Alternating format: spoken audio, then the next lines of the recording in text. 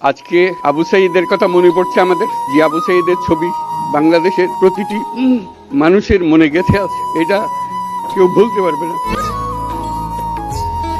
কি অবিশ্বাস্য একটা সাহসী যুবক বন্দুকের সামনে দাঁড়িয়ে আছে, এবং তারপরে থেকে কোনো যুবক, কোনো যুবতী আর হার মানে নাই, সামনে গিয়ে আছে এবং বলছে যত গুলি মারো, মারতে পারো, আমরা আছি।